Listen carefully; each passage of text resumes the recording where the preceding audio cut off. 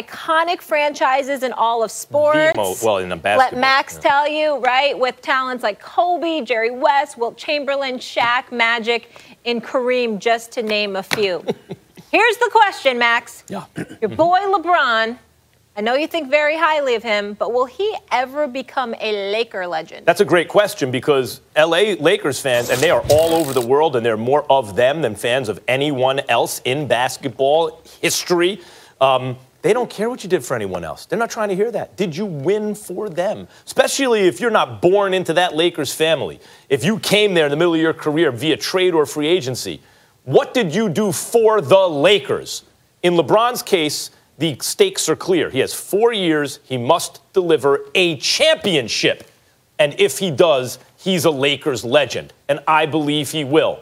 Stephen A., Wilt Chamberlain won 1 championship with the Lakers. And there are Lakers fans who will argue with you to the death that he is the greatest player of all time. Now, I know you could say, look at his resume beforehand. You could make that argument maybe even without the Lakers championship. But that's what puts it, like, the people who are most vocal about Wilt, the people who keep that flame alive, those are the Lakers fans. And he won with them, and he was past his prime at the time. And you know who his competition is from at the position? Kareem. You know why? Because Kareem won a bunch of chips with the Lakers. Shaq won chips with the Lakers. Kobe. A lot of people swear he's the greatest player ever because of his Lakers success. Magic, too. Everyone I just mentioned has adherents who say they're the greatest player who ever lived, even though it's clearly Michael Jordan, because they won championships with the Lakers. If you get there, and they're in the doldrums, right, like they're in the basement when you get there, and you deliver a title to Los Angeles, I'm not saying they're ever going to argue you over Kobe, because they got that Kobe love. He was there his whole career, won 5. But LeBron wins 1, like Wilt did. Then they're going to add on all the stuff he did before they got there because he delivered 1 for them and argue to the death for him. So I say yes, LeBron will win a chip in L.A. He's got 3 years after this one to do it. Cap space, decent young ascending nucleus. And when he does, he will be a Lakers legend. The answer is no. LeBron won't be a Laker legend because he won't win a championship in L.A. That's my belief, plain and simple, because I don't believe you'll be able to get the marquee players to L.A. that you need in order to pull it off. We have a plethora of free agents out there who are marquee, none of whom are talking about coming to L.A. And I sincerely hope that I'm wrong, and I will be wrong if somebody comes there. My issue is that I don't know if anyone's going to come play with him. I think he's going to be stuck holding the bag all by himself. That is my fear. I don't think the Pelicans are going to trade Anthony Davis to L.A. this summer. And I think the combination of having to move from New Orleans to another team before going to L.A. is going to cost Anthony Davis anywhere in excess of $60 to $80 million. All right, so I don't know if he's going to end up in L.A. Kawhi Leonard, I don't think is going to end up a Laker. Kevin Durant I don't think is going to end up a Laker. The only shot that you have basically is if Kyrie or Kemba Walker end up going to L.A. And one of them might go to L.A. because the other might go to New York unless Kyrie Irving elects to stay in Boston and Michael Jordan and Mitch Kupchak pull off a miracle and keep Kemba Walker in Charlotte. I have sincere and serious questions as to whether or not LeBron will get the help he needs. If he doesn't get that help, he doesn't win a championship. And if he doesn't win a championship, he will be the most storied superstar in the history of Laker Nation to have failed to deliver a chip. Because even though Elgin Baylor is on that list, he retired the year they did win in '72. That's the reality of the situation with LeBron James. Elgin Baylor walked away from the game the year they won. Even though he doesn't have one, he walked away the year they won. In the case of LeBron, you sign a 4-year deal. You got 4 years to deliver it. You don't pull it off. That's going to be the story as it pertains to his Laker career.